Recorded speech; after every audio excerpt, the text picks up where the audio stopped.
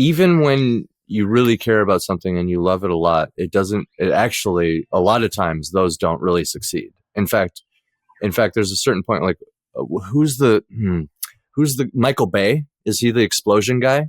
He did, Michael Bay is the explosion guy. Yes. He did Avatar, right? He cared a lot about, he did something. Whoever did Avatar, he was writing that since like 1990.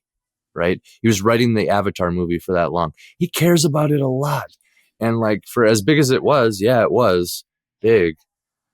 It wasn't at the same time. No, Avatar is, what's his name? Terminator guy. That's not Michael Bay. It's Titanic guy. It's gonna kill him. Yes. And only reason he is really involved in esoteric stuff. If you want to get into weird Hollywood, they're ruling society kind of discussions. Eyes wide shut type shit. Sure.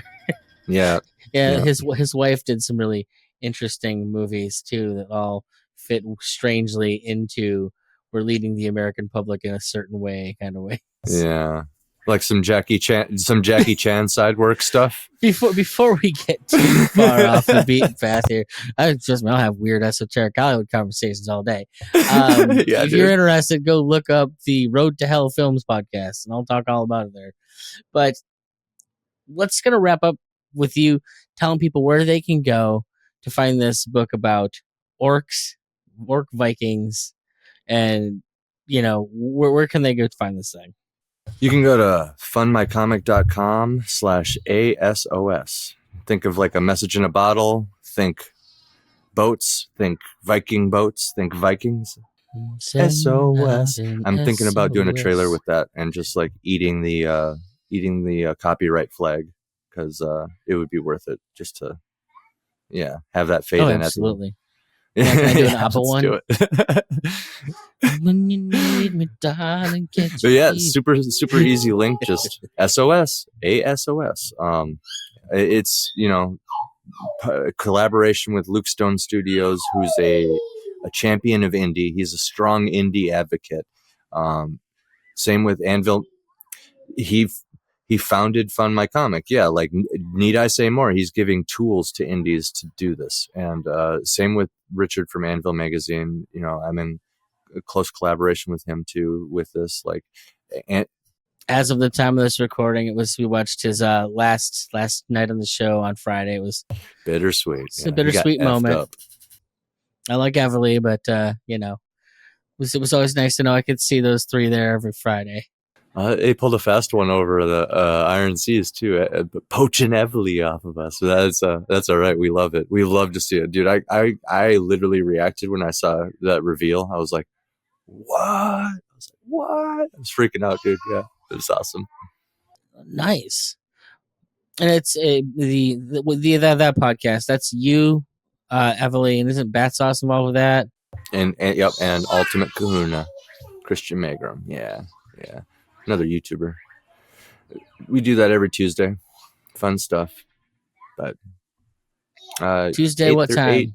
8:30 p.m. Central, roughly. So, yeah, that's rotating channels. Yeah, so 9:30 for me. Rotating channels, so you got to find the link from one of us. We usually all share it out. So, I've wanted to get into the streaming thing, but you guys have all the nights like mapped out already, and it's like I'll just stick to making damn videos.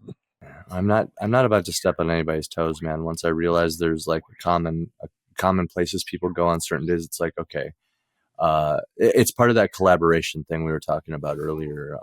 Like, I can, like, it is no skin off my teeth to just pick a different day. It doesn't matter. Yeah, it gives me an excuse to not have to learn something new in streaming. It's something. We'll take the few excuses not to learn something new, I guess. So right on, AC. Thank you so much for coming on today and having this discussion. I think we've got a lot for people to learn here, and to help make them, better creators, more likely to get seen in what is a very, very, even as small as the group is, it's a very, jam-packed. It's a very, full market. Yeah. I I appreciate you for having me on too, brother. Like, really, I appreciate that, and the compliments on the. No, I would love to have you. I mean, anytime. And I'll say I'm especially looking to get more into like the deep dives into more of the marketing stuff moving forward, because it's like I know I've walked this line between, you know, trying to show people the creators that are out there making stuff and trying to educate the creators. But the bottom line is I kind of enjoy educating the creators more, because I think that they'll do more from learning the skills that we teach them to build their own audiences than me trying to bring in an audience for them, frankly. Affecting culture big time with education. One of the first things that these major labels did back in the day when they signed new artists is like, no matter how good the vocalist was, they would kidnap the vocalist for like one summer, or both the vocalists or whatever, anybody who's going to be doing vocals, and tuck them away in this one specific person's like cabin, out in the, like, fly them out somewhere to this other person's cabin, and this person is like a master vocal coach or something, and they come back with different vocals and just like changed, like. Well, you know, a lot of these guys are teenage kids that like they have an idea and they don't know how to control it. And it's like, God, you know, when you have someone who can teach you how to control your voice, like that's a very strong strong thing. How many of those, now think about that vocal coach, brother. You have a major label that every single band they signed, they send these, vocalists to you. How many world famous people did that person teach? That's Dude, that's ripples you can't even imagine with that. And kind of to go along with this, never like think of, I hate the word sellout, and I hate like the idea of like being a small part in things. I'm sure you know who Josh Freese is as a musician.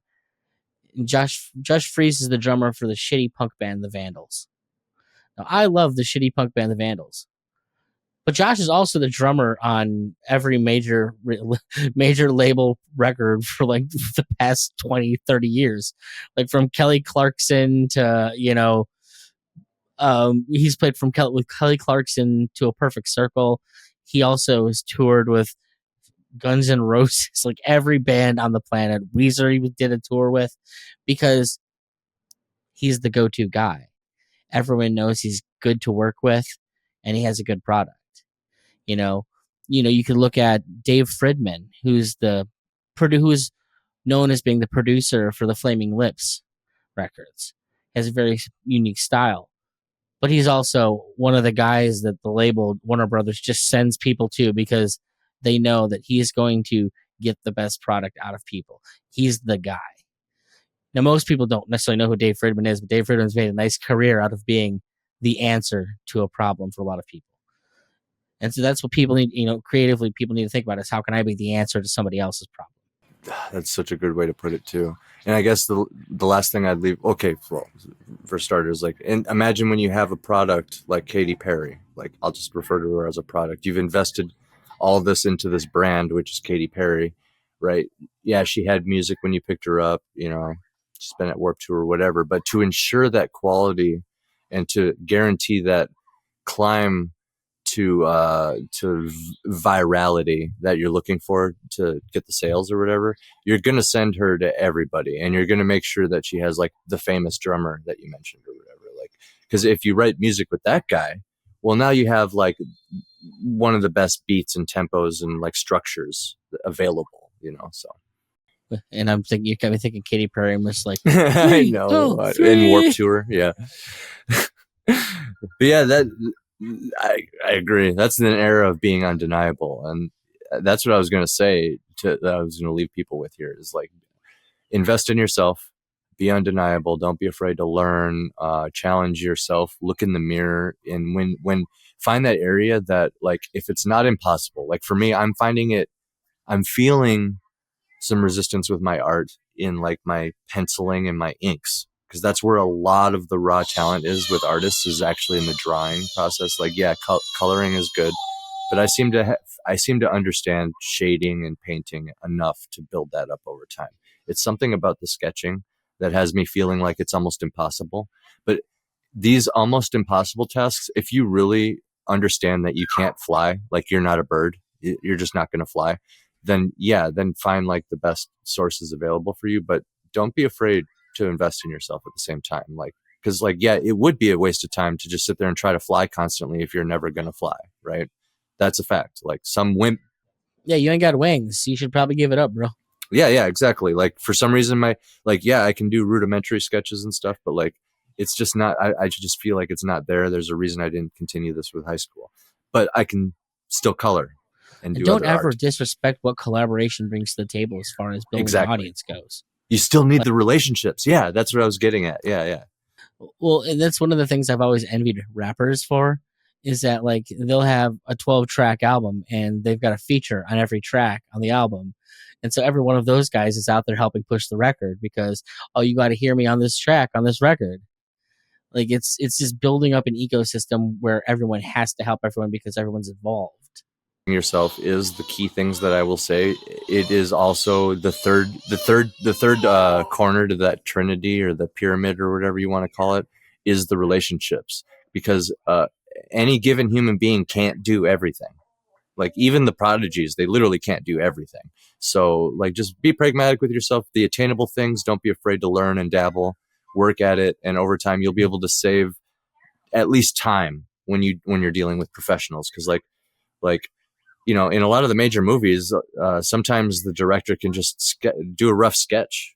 Like I know, what is it? A good example, Razor Fist. Razor Fist can actually kind of draw, but he still got like an artist because he had a vision in mind. But imagine that during the creation process, he can actually kind of rudimentarily draw out the scene to explain everything better because he has that. So like, even though he's not using it at the end of the day, because he's invested in himself, he's able to be more undeniable in his collaboration. And it's that three-way, you can just keep bouncing yourself, others, undeniability.